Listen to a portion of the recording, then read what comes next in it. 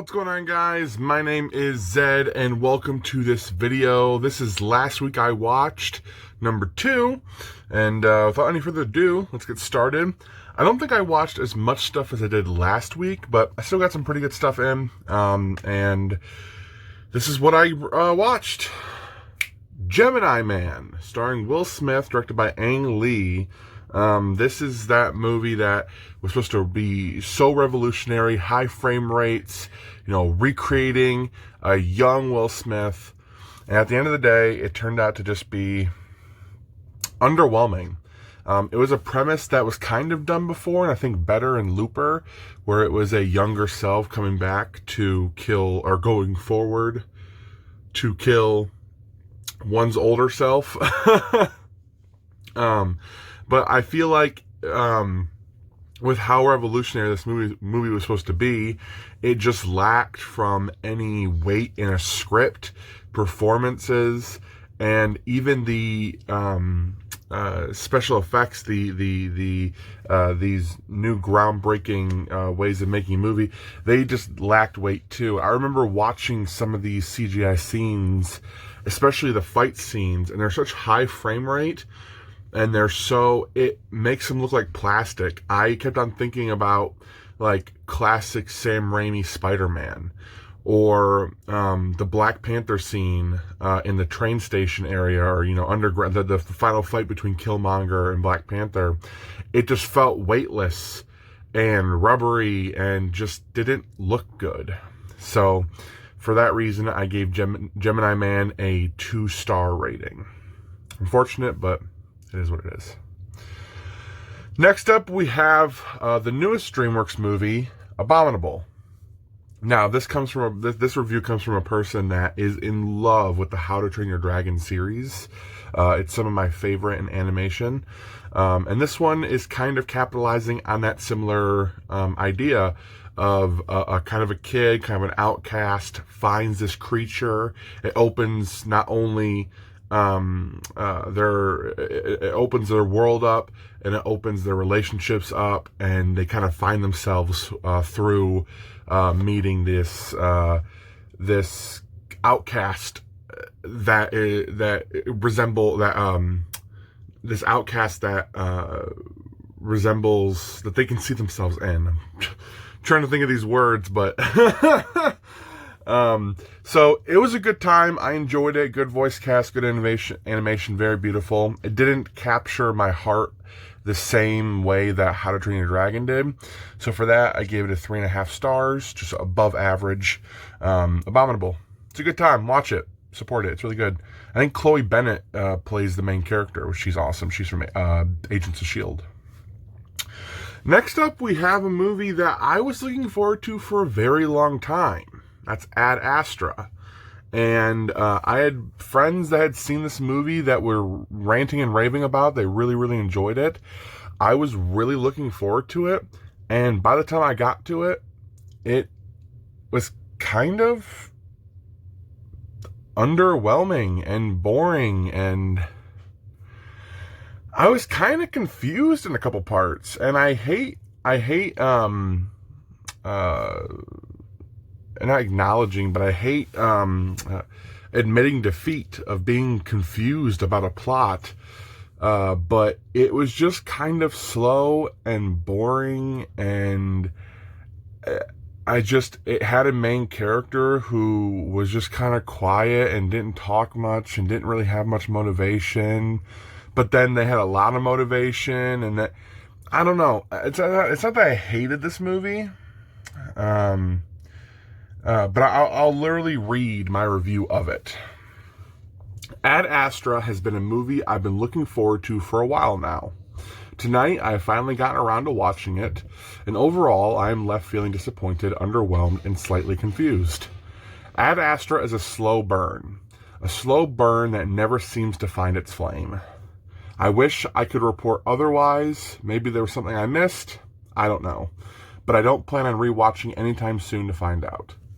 That is the best way I could describe this movie. It is a slow burn that never seemed to find its flame for me. I know for a lot of people, it had a lot of other different meanings. I've had conversations since then about this movie. None that have really changed my mind on my personal rating of it, which is 3 stars. But I get a better understanding of how others interpreted it, which, you know, you always have to take into consideration. One of my favorite movies I have watched from last year has to be The Peanut Butter Falcon.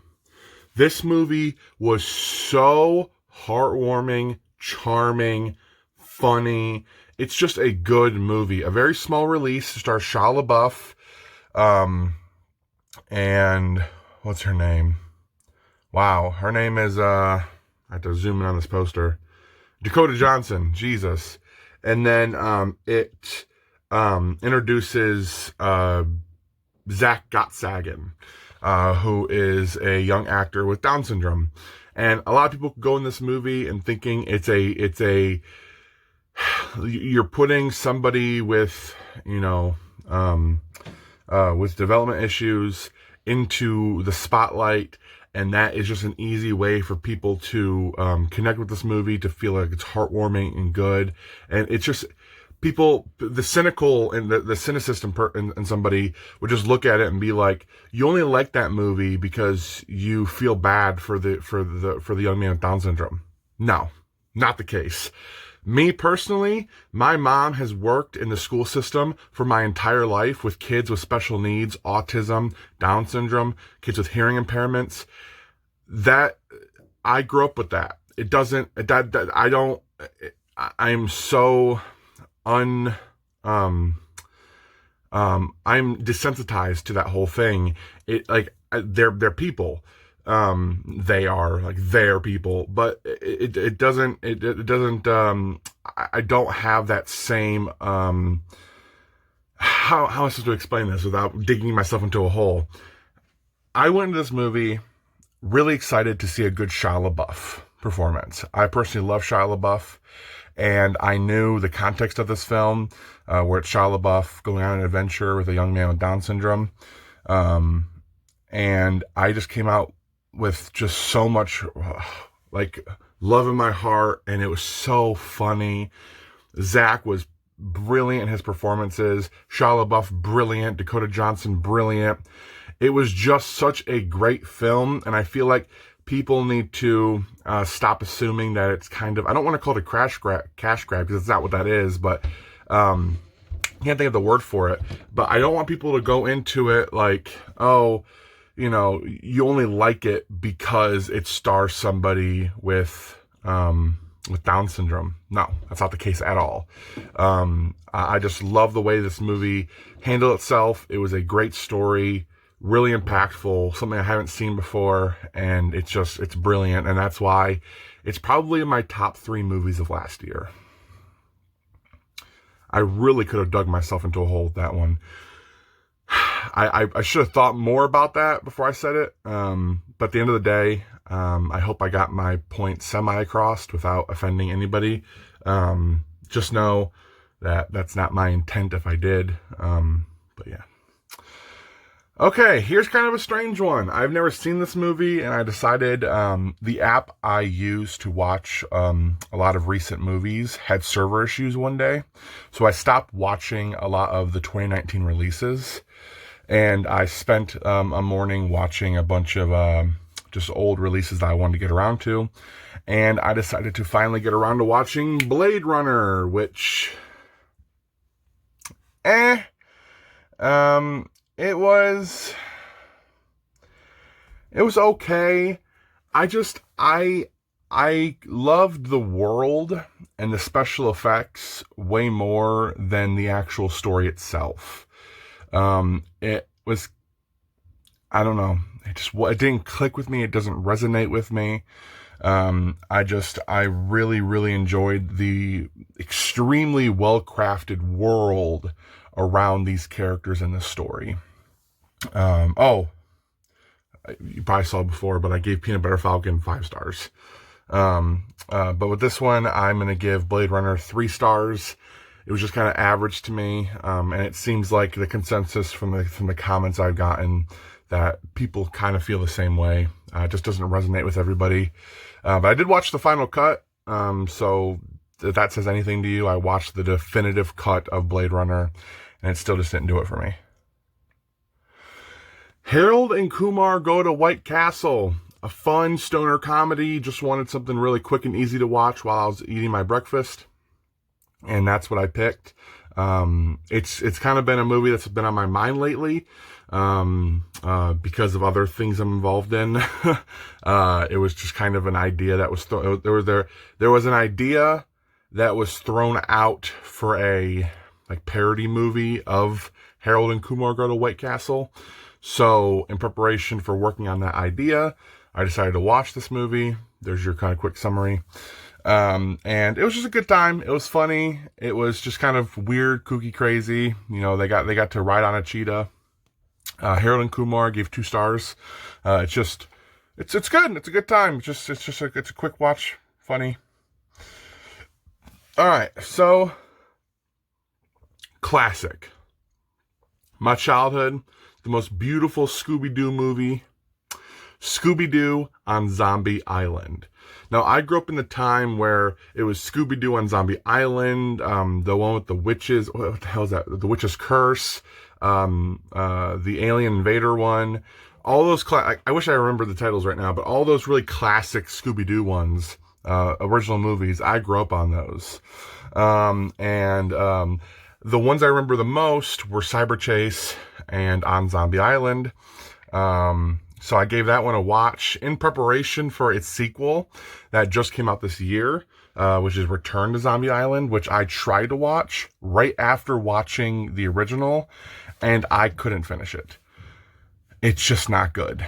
And that sucks, because the original one is so great, but the sequel just kind of treats the original like garbage. I don't know.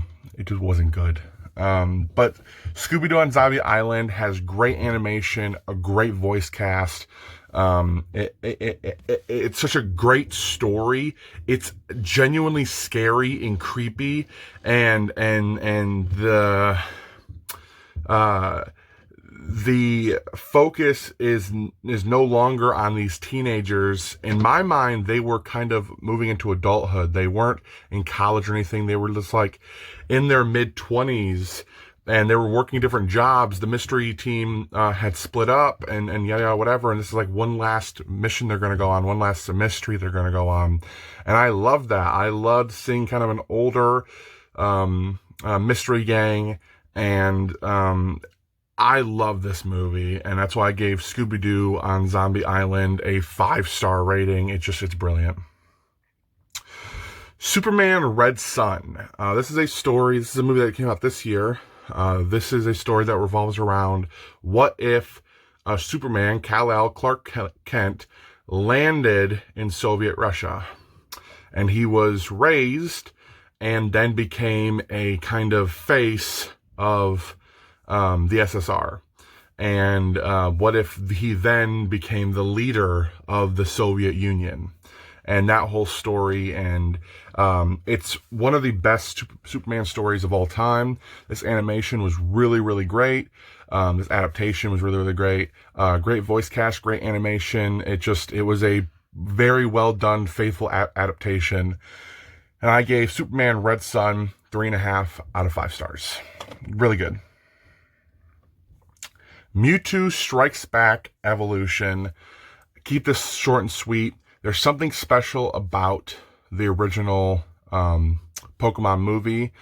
Call it nostalgia, call it what you will. I'm one of those people that hate the phrase, you're ruining my childhood, or this ruined my childhood. I think as a fan, that is the most ridiculous and redundant and just overall idiotic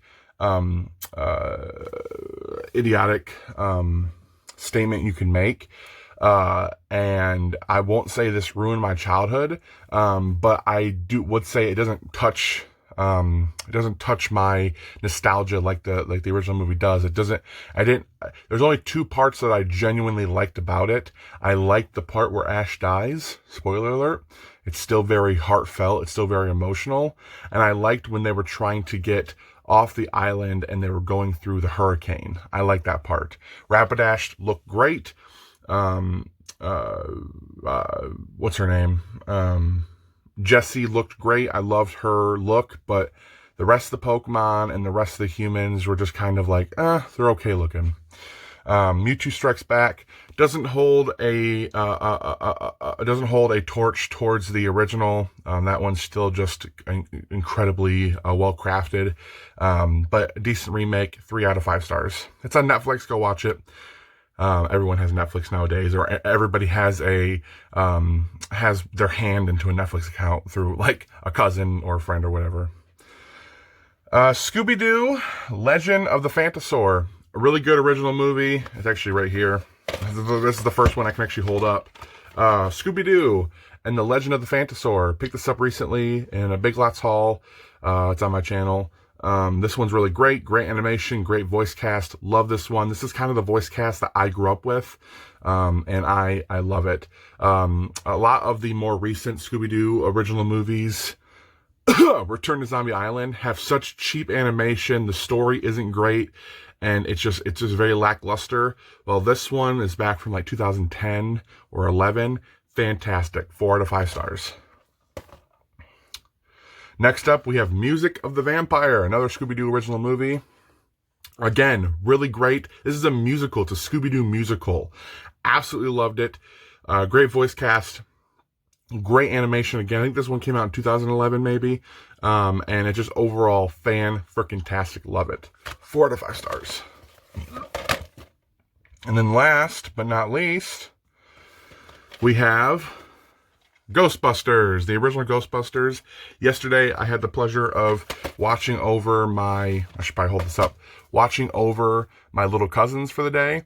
And while they were in my room, they kind of were looking around and they said, my actual, the oldest one out of the two, he was like, do you have Ghostbusters? And I said, yeah, of course I have Ghostbusters. And he said, can we watch it? And I was like, absolutely. And by the way, they're both under the age of 10. And I just kind of assumed that they wouldn't care for a movie like the Ghostbusters.